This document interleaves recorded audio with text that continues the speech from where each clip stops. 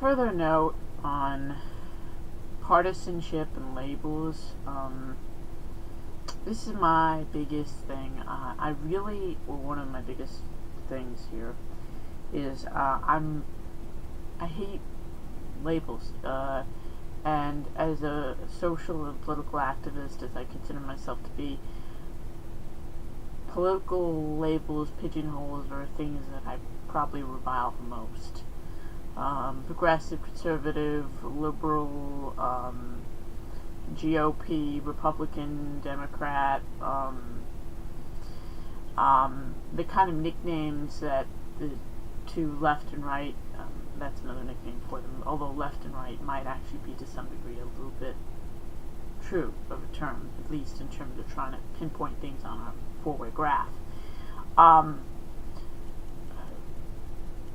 But that still gets confusing, especially when you go issue by issue, as I really can pretty easily do, and long-windedly.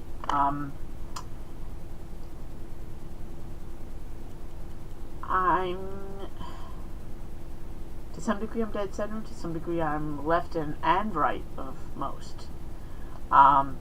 Especially because in the end I believe that there's multiple political solutions, multiple solutions for the same problems that will pretty much get the same results, especially in terms of environmental protection, stewardship. There's multiple ways to get there from where we are.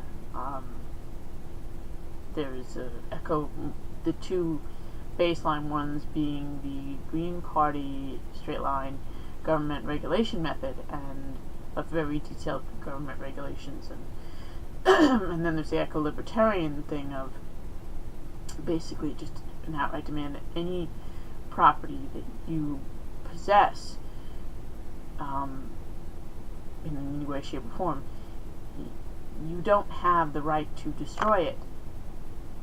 In terms of any kind of pollution whatsoever, you must either leave it in the same way that you got it in terms of pollution and overall resource on that piece of property utilized, especially with regards to the ecosystems and the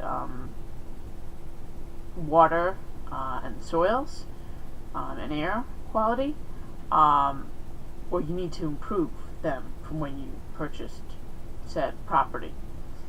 And in no way, shape, or form can you, in terms of the interconnected systems like the water aquifers, groundwater supplies, you can never, or if you live near a stream or river or the ocean, you cannot harm it for the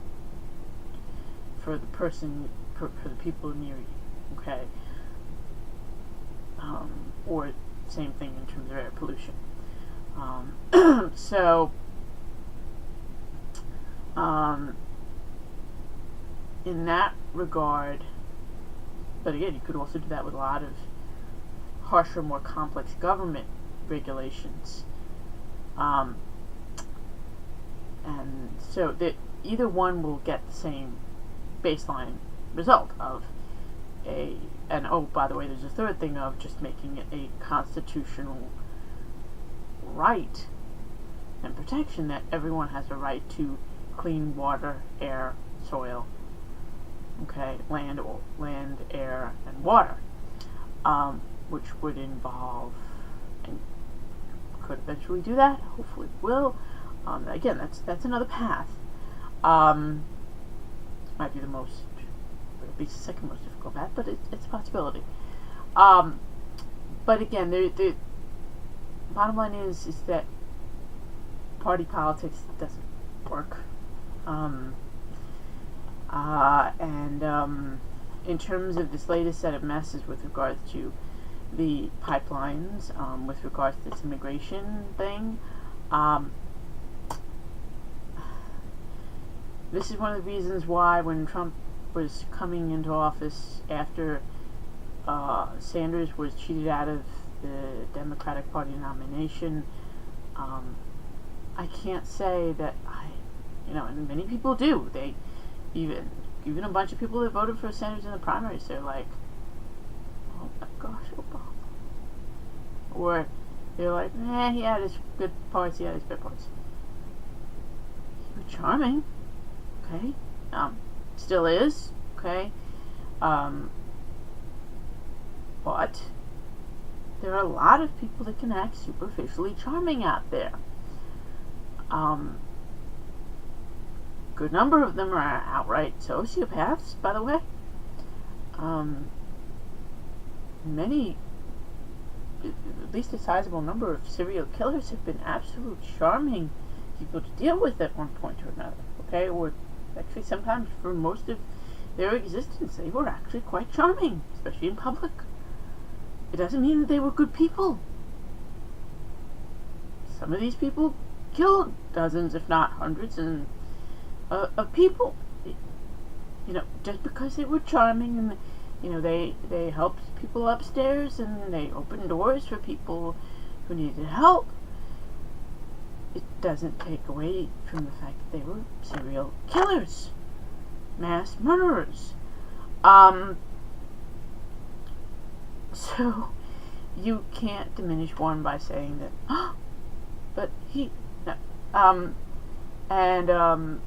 I hated the compromise that was Obamacare because it was the worst of all worlds. Yes, it got some good number of people insured, but as I think I've stated previously, I don't even believe that health insurance should be a right. I believe that healthcare should be, but I believe that they're separate things.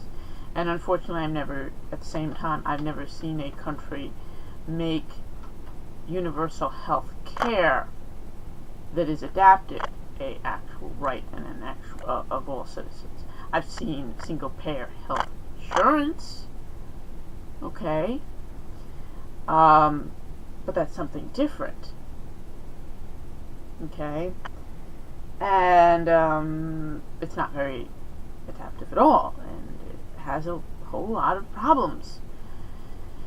So, therefore, and I'm really wary of it being a single payer healthcare insurance system because I'm wary of the concept that it's indeed going to be what I have right now in terms of me personally, Medicaid care for every citizen. Sorry, but again, I hate to burst your bubble, but those of you who believe Medicare for all, I don't believe it would help all that many people. I believe it would give the illusion of helping a whole bunch of people. When actually, to my mind's eye, it wouldn't do much. It really wouldn't. It would likely reduce overall per capita costs, at least on paper, for healthcare. But day-to-day people's lives, I don't actually think it would, especially for those of us who don't ascribe to the, okay, I'm sick, I need a bunch of pills, and I'll take whatever the doctor thinks that, and the doctor that gets kickbacks and, gets money for every script that he writes, and upcharges, in essence, the insurance company like crazy, which I've had most of my doctors doing, if not all of them.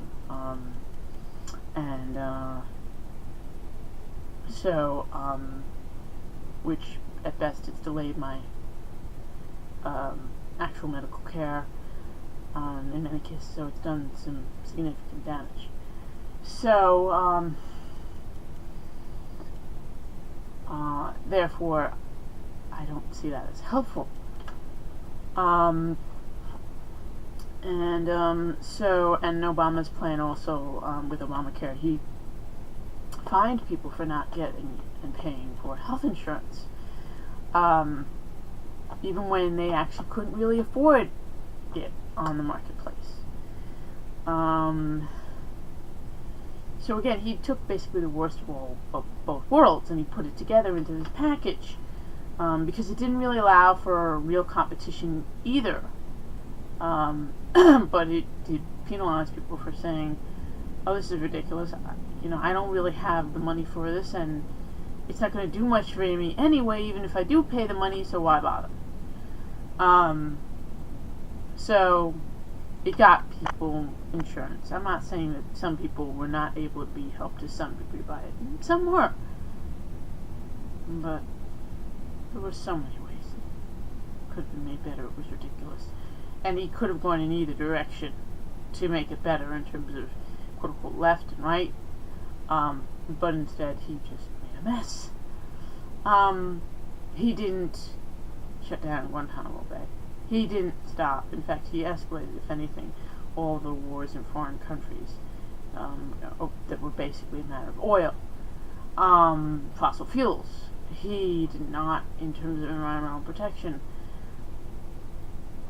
Okay, he declared a few more, I think, national parks and national monuments. Not much. And he supported the Trans-Pacific Partnership.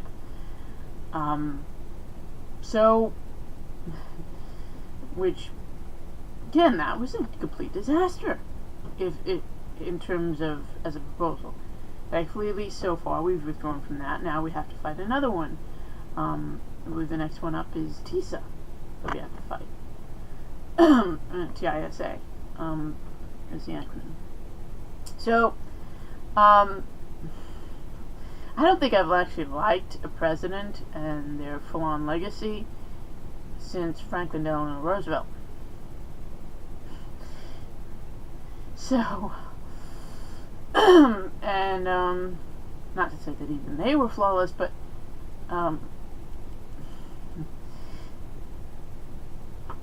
to say that the problems began with Trump, heck no. Didn't begin with Obama either. Every president probably did one or two decent things, at least. But more and more, they've been doing worse and worse things that have made up for whatever niceties they had. And now, all of a sudden, aside from tapping into hate and bigotry that has been deeply rooted and long-standing in this country for not even decades, centuries, and therefore gaining some popular support, and being the rowdy kid, so to speak, on top, and therefore getting a bunch more support because of that. Just, the concept of the good old boy, so to speak. He sees from it. He says what he thinks. To make people that just plain rude. And that's it. And that's really what I viewed it as. He was just plain rude.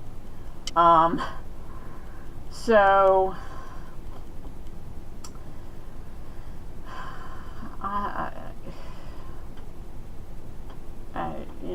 I don't believe in, calling me progressive ain't gonna help improve your relationship with me. Neither will calling me a conservative. If you want to put a political label on me in terms of what I am and what I feel, enraged independent, that would do it. Enraged and fed up independent voter,